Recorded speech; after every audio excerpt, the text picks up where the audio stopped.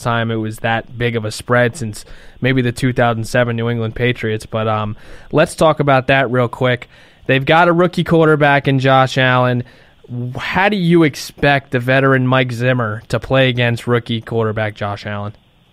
They're going to try to flush him out of the pocket. I saw a stat today on ESPN that Josh Allen has a 0.0 quarterback rating when he attempts to pass outside the pocket. Wow.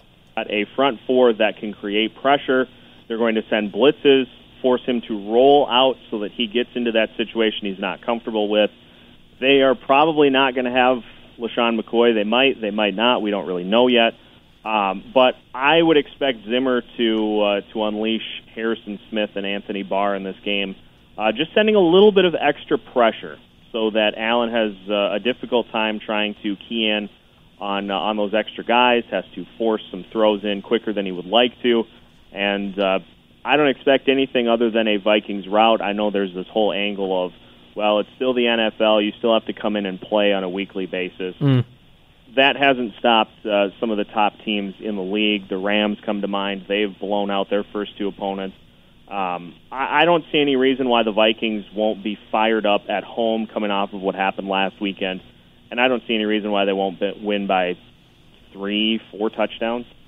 Wow. Okay, last one. You kind of answered it, but let's just go over it again. The Bills are arguably, in my opinion, they're the worst team in football right now.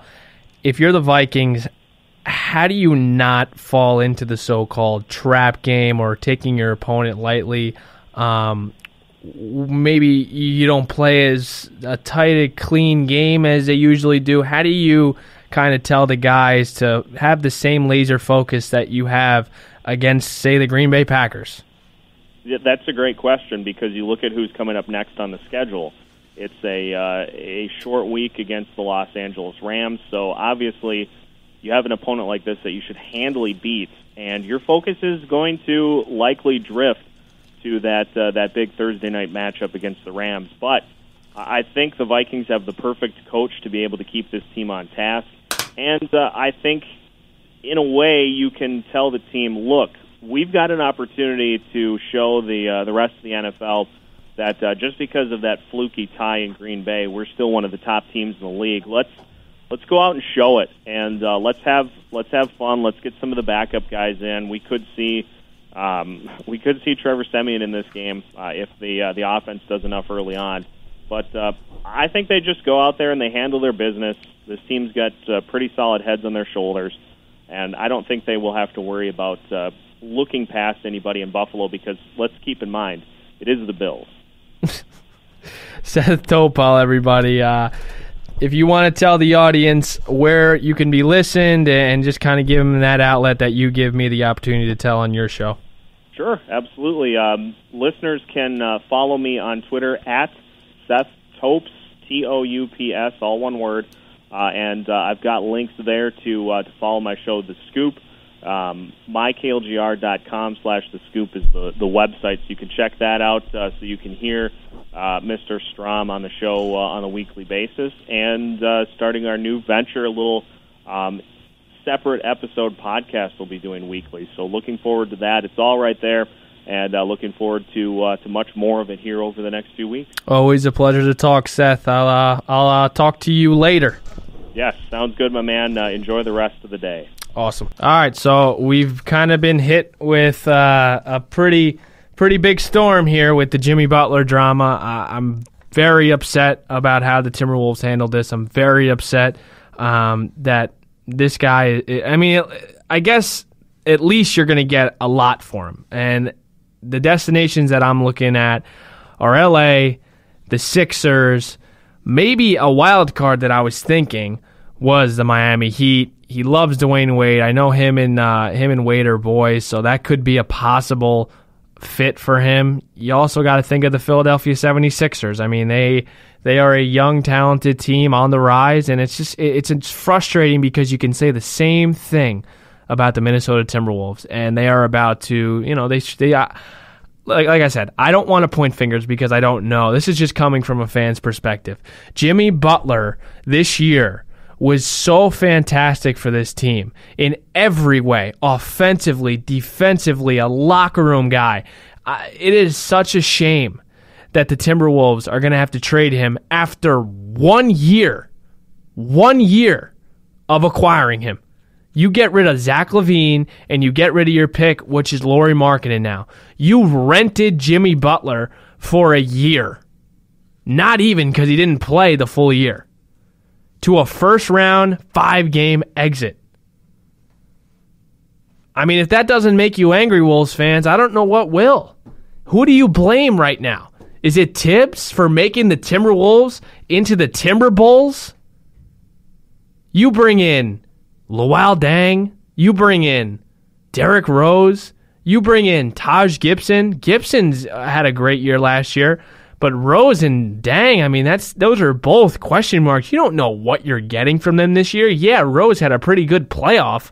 But Luol Deng, I mean, what's going on? You're completely ruining a team that was in third place in the West at one point. Not 8, not 7, this is a team that was the third best team in the West. It was Golden State, Houston, and Minnesota. And Butler gets hurt, and you drop to an 8 seed, and you kind of limp into the playoffs. This is a huge, huge loss today. And I know he's not officially traded yet, but this is a huge blow to this franchise. This is an absolute blow to the Minnesota Timberwolves. This is a team that hadn't made the playoffs in 16 years. This is a team that looked like was on the rise. And just like that, Jimmy Butler gets a little unhappy. You sense it in the summer. I don't know why they didn't address it earlier. I don't know why you would wait less than a month for the season to start to have a meeting. You should have been on him right from when he had problems. Right when you had problems. Right when he said he didn't have he had a lot of problems with Wiggins and his lackadaisical effort and Towns. If you are Tom Thibodeau, and let's be honest here, Tom Thibodeau, other than last year, he's been a massive disappointment. You expected Thibodeau to come in here and make this team a top 10 defensive team in the league. He hasn't done that. Heck, they've only moved up 2 spots from the defensive side from when Thibodeau wasn't there. He's done a poor job, and I think Wolves fans are getting sick of him. He burnt out his starters again last year. Jimmy Butler got hurt, and now you're left with Jeff Teague, Karl Towns, Andrew Wiggins, Taj Gibson, and oh my gosh, Luol Deng and Derrick Rose. And you got to lean on your rookies, Josh Okogie, and Keita Bates-Diop. Okogie was supposed to be behind Butler and learn from him. Because that was his comparison, right? We compared Josh Okogie to a young Jimmy Butler. Who's he going to learn from now? You already have 2 guys that aren't the best defenders. Wiggins can't play defense, and Towns is okay. Good job. This is a really bad day for the Minnesota Timberwolves. Really bad. Scott Layden, terrible. Terrible, terrible job. Just like that, the Timberwolves, and let's not forget here, the LA Lakers just got LeBron James. So that's one West team out of the mix. You look at the West right now, you got your locks, right? You got your Golden State. You got your Houston. You got probably your OKC because they got better without, when Melo left. You got the Lakers in, right? You probably have Denver in. They just missed out. You probably have Portland in, and you probably have Utah in. Which means the Timberwolves are the odd man out. So all that progressing and all that growth from last year, just cut it. Just take a scissor and cut it and throw it out. Because now, where are you going? What direction are you going in? Do you not remember what Wiggins and Towns were? With just them 2 running the show? Do I have to remind you of that? Pre-Jimmy Butler, 2016, this was a 29-win team. 29 wins. Next year, 31. Wow. 2 years. 2 wins. 2018. 47 wins. That's not Karl Towns and Andrew Wiggins' growth. That's Jimmy Butler. On the bright side, we just talked about it. I was with Seth Toups. He just came on, talked about the Vikes. On the good side, the Vikings made a huge signing and a huge move to sign Dan Bailey, because you just can't have what happened Sunday happen in the future. It's good that it happened early to me. This is a good thing, because you fast forward to January and it's the NFC Championship and Daniel Carlson's kicking the ball around and not even close, and it's a 35-yard field goal for the win. Yeah, that's not going to sit okay with Viking fans or the team or anyone in Minnesota. It's not. This team has had a poor history of kickers and bad kicking moments. It's good that it happened in week 2, because now you have the opportunity to go out and sign the second most accurate kicker in NFL history. It's pretty questionable how he wasn't signed on a team, but he wanted to wait for the right team, and this is a leverage that the Vikings have because they're a Super Bowl contender. And Bailey wanted to go there. Another thing.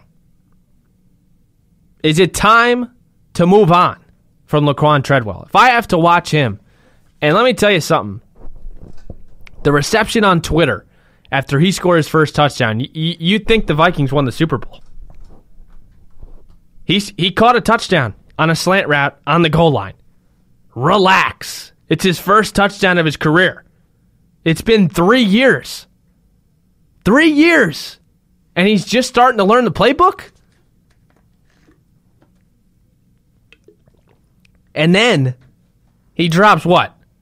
3 or 4 balls, one of them being, I get that Cousins throws the ball hard. Diggs doesn't drop it. Thielen doesn't drop it. Treadwell goes on a slant, hits him right in the hands. He pops it up in the air, intercepted. That should have been the game.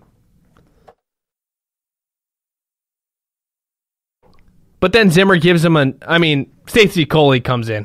Come on. And he was just cut. Yeah, that's another thing that's poor about this. Who is Laquan Treadwell looking behind? Oh, man, if I screw up. Well, I know Diggs and Thielen are always going to be in front of me, but who's behind me? Oh, Stacey Coley's behind me. Stacey Coley goes in. First play. Cousins goes deep to him, intercepted. That was when the Clay Matthews hit happened.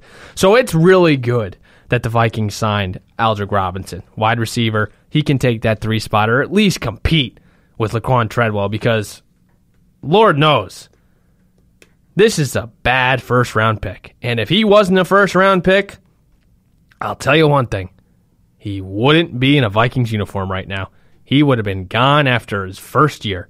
And that's the risk of drafting those types of players, wide receivers, offensive linemen in the first round, because you feel like an idiot when you have to cut them after 2 years, because you think, man, I kind of wasted a first-round pick. And that's what the Vikings did here.